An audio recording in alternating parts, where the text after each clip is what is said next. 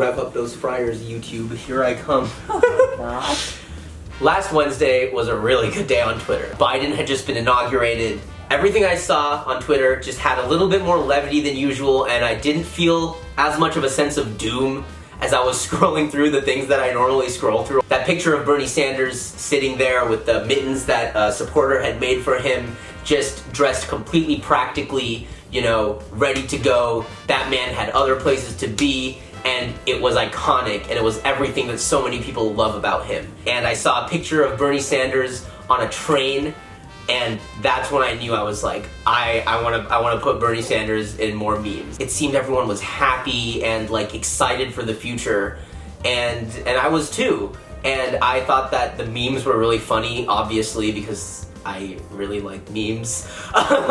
Like, I mean, I think the beginning of the story is like the least interesting. Like, I made a joke with my friends. Yeah. You know, I just wanted to get in on the fun a little bit, and I just wrote like a really tiny little app just to make it easier to put Bernie in front of my friends' houses. I figured my friends would want to use it too, so I put it online, and I just tweeted about it, and then I put my laptop away.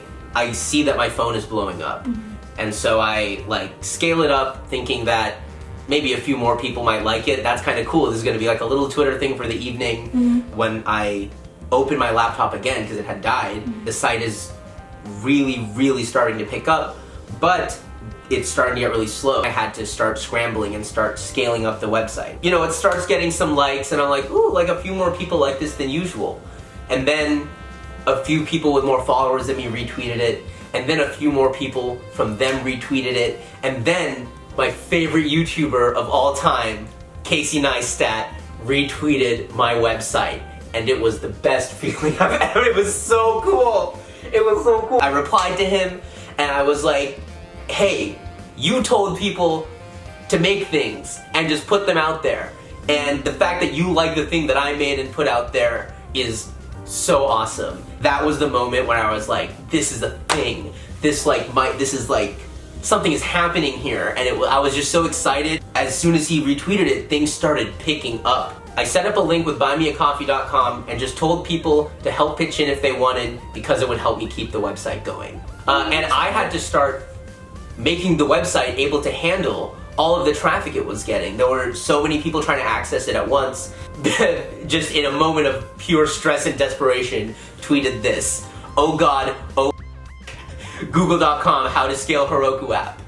And someone at the hosting company saw it, and they got in contact with me. And in the middle of the night, while I was sleep deprived and stressed and watching all of these requests come in to access the site, I met a really cool engineer named Jack. And he helped me keep the site alive overnight when I thought that I would not be able to do so. And I was just like, there was a point where we were both sitting there, you know, working really hard to try to stop it, and then suddenly it was working again. And we just sat for a moment and like saw it work.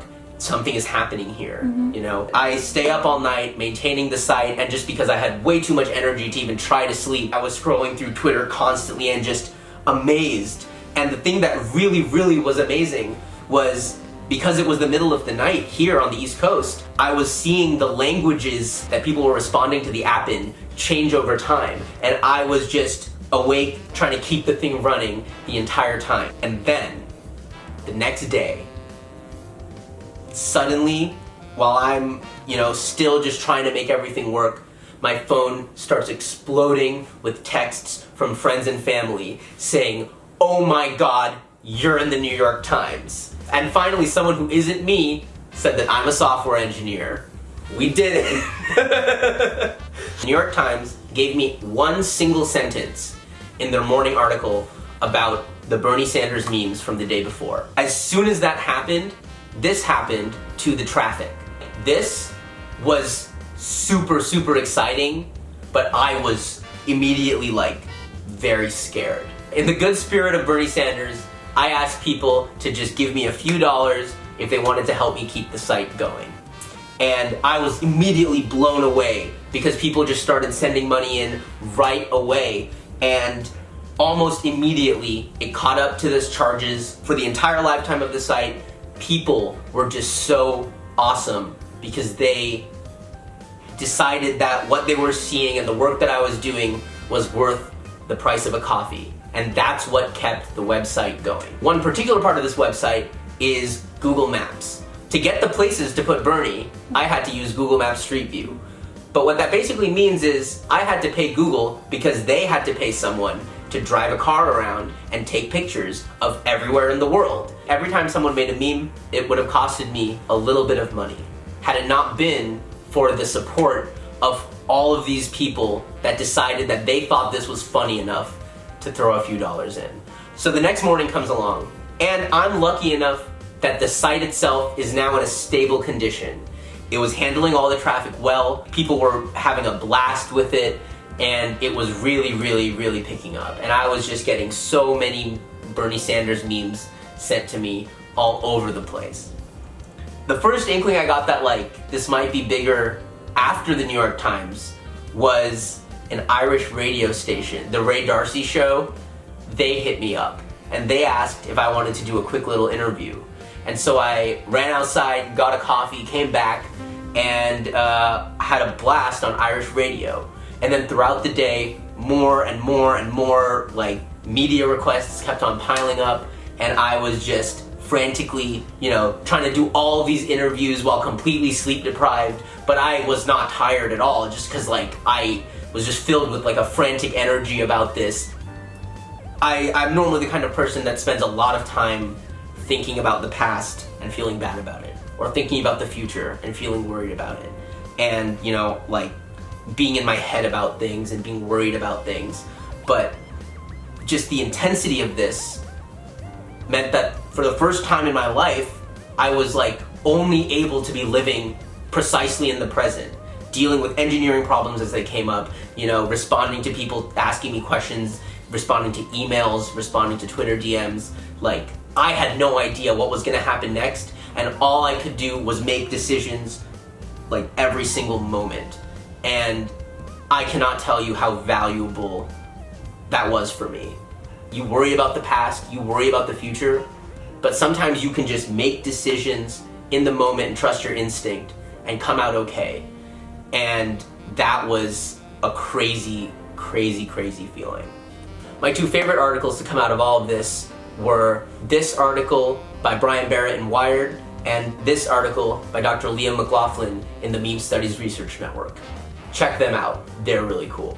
That day was just a day of making sure that the site was doing well, making sure that crowdfunding was keeping up with the site. I got to be on TV. This is just to share with his friends. He tweeted it out within hours. People all over the world were using it. People started pitching in money for the site going, and then... No! Over the next few days, I just monitored how much money people were giving me to keep the site going and how much money I was being charged to keep the site going. A few times, I had to pull the site and replace it with a message saying, sorry, I can't keep this up. I'm a 22-year-old grad student. This is such a higher scale than anything I was ever used to, and I was really worried that I could be in some big financial trouble after this. But people liked seeing Bernie Sanders sit in places enough that they kept it going. And even when I pulled the site for a few hours, people gave me enough money to put it back and feel completely comfortable that at the end of the day, I would be fine. This whole journey, that's been the theme. There's something that I'm trying to do, and people from all over the world who I'd never met before, whether they're computer science people or not, whether they like Bernie Sanders or not, a bunch of people decided that they wanted to use their time or their money to help me out, just to keep this whole thing going. And it just started out as a joke. And so I was blown away, and I was sleep deprived, so it was I wasn't really processing it, but just it was completely overwhelming, and a lot of memes were made, and that was that. And so the crazy thing about this day was that I had never been interviewed by the press like this in my life. I have never been on TV in my life. I hadn't eaten, I hadn't slept. I did not have time or mental energy or anything to doubt myself, to feel, conscious about how I looked on TV. Weirdly, this whole thing forced me to just be as straight up as I could, because I was just so tired. I was on autopilot, just, responding to people's questions, just interacting with people. And this just kept on going for a couple days. It was intense and it was tiring, and I only slept a few hours eventually, but it was a wild, wild ride. But I was so preoccupied and stressed out about the costs and stuff that I was looking at all these numbers as engineering decisions. And so I tweeted saying I would take the site down by 3 p.m. that day on Saturday. The response from people crowdfunding was enough to completely blow past the deadline I had set, and I was able to keep the site going until the very end of the night. And then I took it down. And I don't know, it felt like I was like maybe I could just keep this going, keep it going. Maybe it would be a bit rough on and off, but first of all, this was a thing and it had its moment, and that was awesome. I'm okay with having moved on from it, having made this thing and it was awesome and it was just around for a short while. And finally that night after I took the site down, I slept. And I slept like a baby. It was like the best sleep I've ever had in my life. And the next day I woke up feeling really kind of weird, kind of out of it, still so full of energy from the day before, freaking out. I was still just kind of going moment by moment, and I hadn't really taken stock of the situation. I hadn't processed it internally. And I'm hanging out with a friend of mine, and we just have my friend Steven, and we just had a really, really, really stupid conversation about Star Wars or something. Just completely normal, as if nothing had happened, and it just grounded me, and it brought me completely back. I get into the elevator, and in the elevator, suddenly I start to realize what was happening and what had happened. And just this feeling washes over my brain of the number of people who had interacted with this. 9.8 million memes was a number until this moment. 25 million impressions or whatever was a number until this point. And then it hit me, and I just feel this incredible rush in my head that I had never ever felt before. And then the volume of these numbers starts to hit me, and my heart starts pounding and pounding and pounding faster and faster and faster and faster. And I just had so much energy. Out loud, I'm just oh my god, what? You did what? What just happened? And it just washed over me. And that 30 seconds was just the best feeling that I've ever had in my life. It was insane. It was this massive rush of realization. And this is a joke. This was a joke. It was a meme, and I get that. I'm not trying to make this into something big, but for me personally, that was crazy. In tech and everywhere else, imposter syndrome is real, and feeling you're not good enough is real, and having all these self-doubts and self-battles and hatreds and stuff is very real. But in that moment, I was proud of myself, and I felt happy, and I was whoa, you did this. And nothing will ever beat that. That I went through this kind of attention to get to that feeling should not be the takeaway of this, right? The takeaway is not, oh, I had confidence issues, and then I made a website and people liked it, and then woo, mental health solved. That's not how that works. But for me personally, the fact that so many people liked what I did and supported me, and I was getting messages from friends saying that they knew other people who knew about the site, and it just became this and there were people using it for inside jokes with their own friends, and it was just all of these things. The fact that everyone chose me as the person whose work they wanted to give to and support, that was crazy. I don't know, I feel confident now, and I feel my room used to be a mess. I used to be so bad at motivating myself to do any projects. I would just tell myself, oh, I mean, you can do it, but what? Like, no one's gonna care. It's not gonna get you anywhere. Like, it's not gonna get you a job. It's not gonna get you whatever. You know, you've made all the wrong decisions. And I was always like hating myself for that. And then broadly through this whole thing, but really in that one moment in the elevator, like, that's what went away.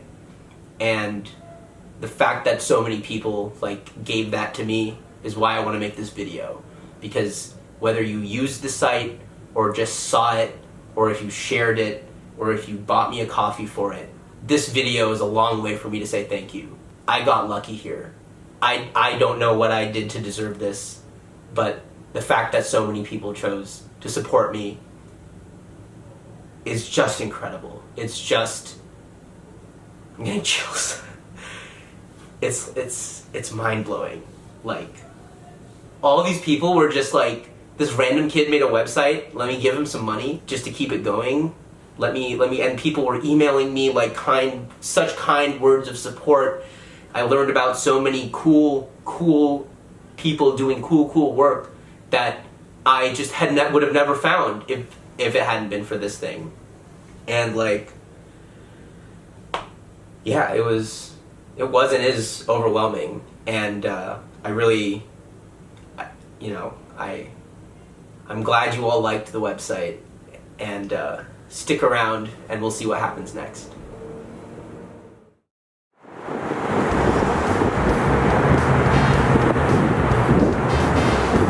Thank you so much to everybody who was helping.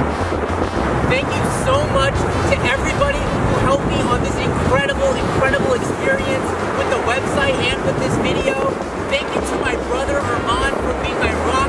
Thank you to my parents for being incredibly supportive. Thank you to the train for making it very hard to talk to the camera.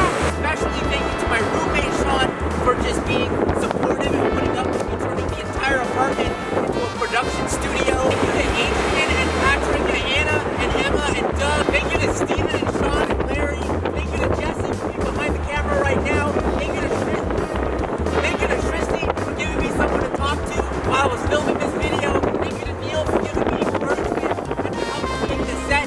Thank you to my incredible extended family for all of their wonderful love and support.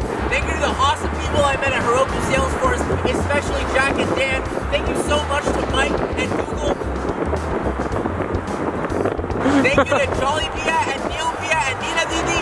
And last but most certainly not least, thank you, Senator Bernie Sanders, for being an icon and an inspiration, and for being the reason that I am able to make this video today. You are awesome. Keep fighting the good fight. I'm so excited for the future.